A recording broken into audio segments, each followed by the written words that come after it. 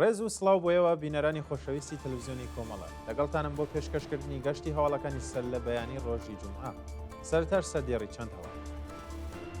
حوتەمین ڕۆژی شەڕی ئێران و ئیسرائیل، سەرگەردانی خەڵک بە دوای نان و پێداویستیەکانی ژیان، دەست بەسەرکردنی چەندین هاوڵاتی لە چەند شاری ئێران، داخواسی ڕێکخراوەکانی مافی مرۆڤ بۆ ڕاگررتنی شەڕ و ئێعدامی بەندکراوان لە ئێران، هۆشداری لێبوردنی نێودەوڵەتی سەبارەت بە کوژرانی خەڵکی مەدەنی و خۆپیشاندانی دژبەرانی شار لە ئەمریکا.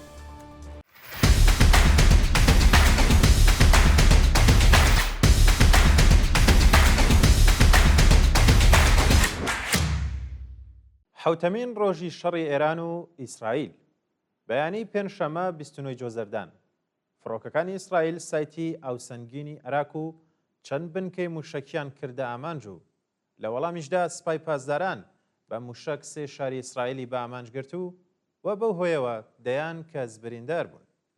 بەپێی راپۆرتەکان بنکەی سەربازی فەتح لە کەرەج، سایتی موشکی بیدگەنە، سایتی موشکی سوڵتانابادی شیراز، بنکەی ئەتۆمی نەتەنز، سایتی موشکی کاشان، بنکەی نیزامیەکانی کرماشان، ئەهواز، تەورێز، پیرانشار و چەندین شاری دیکەش بە چڕی بردومان کراوە.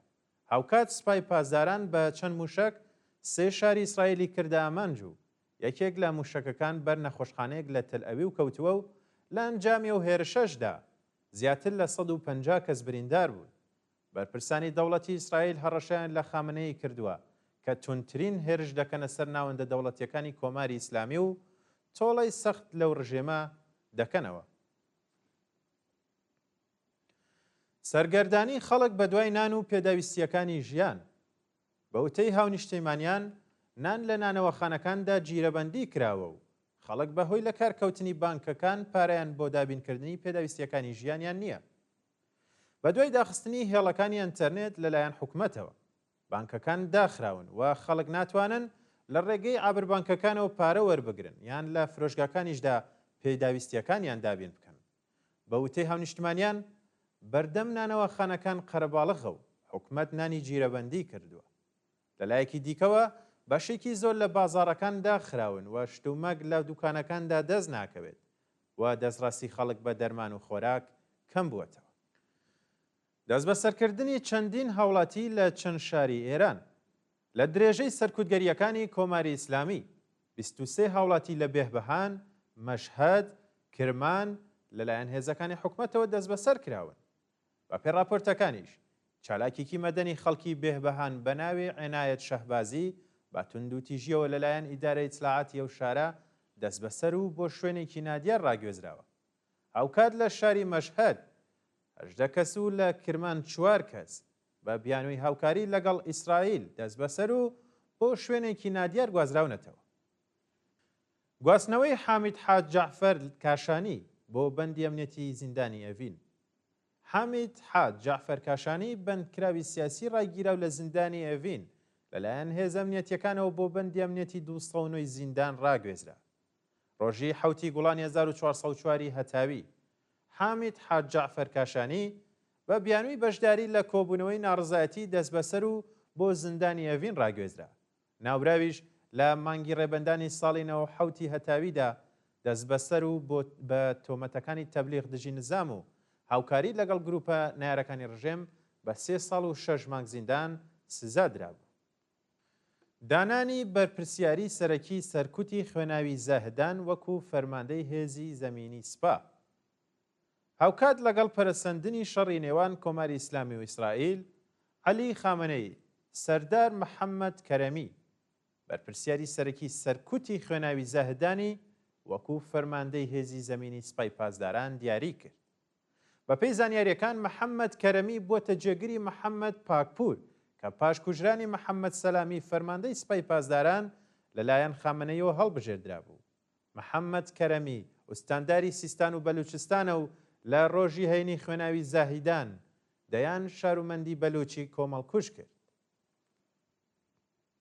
داخوازی ڕێکخراوەکانی مافی مرۆڤ بۆ ڕاگررتنی شەڕ و ئێعدامی بەندکراوان لە ئێران. 56 ڕێکخراوی مافی مرۆڤ و مافی ژنان داوایان لە کۆمەڵگای نێودەوڵەتی کردووە ڕێگە لە ئەدامەکانی بەندکراوان و پەرسەندنی شەڕ لە ئێران بگرن. واژۆکارانی ئەو بەیاننامەیە وێڕای ئاماژەدان بە دۆخی هەستیاری ئێستای ئێران و سەرکوتگەریەکانی کۆماری ئیسلامی ڕایانگەیاند ئەو شەڕە لە بەرژەوەندی ئیسرائیل و کۆماری ئیسلامیە و هیچ پەیوەندێکی بە خەڵکی ئێرانەوە نییە. لەو بارودۆخەدا دەستگای سەرکوتی کۆماری ئیسلامی درێژەی بە ئێعدام و ڕەفاندنی هاوڵاتیان داوە و ئەگەری هەیە دەیان کەس بە تۆمەتی بێبنەمای هاوکاری لەگەڵ ئیسرائیل ئێعدام بکرێن.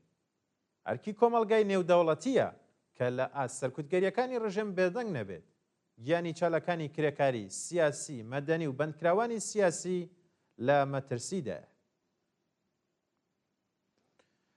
هۆشداری لێبوردنی نێودەوڵەتی سەبارەت بە کوژرانی خەڵکی مەدەنی. ڕێکخراوی لێبوردنی نێودەوڵەتی بە ئاماژەدان بە پەرسەندنی گرژی و ئاڵۆزیەکانی نێوان ئێران و ئیسرائیل داوای لە هەردوو لایەنی شەڕ کردووە پێبەند بە پەیمان نامە نێودەوڵەتیەکان بن و گیانی خەڵکی مەدەنی بپارێزن.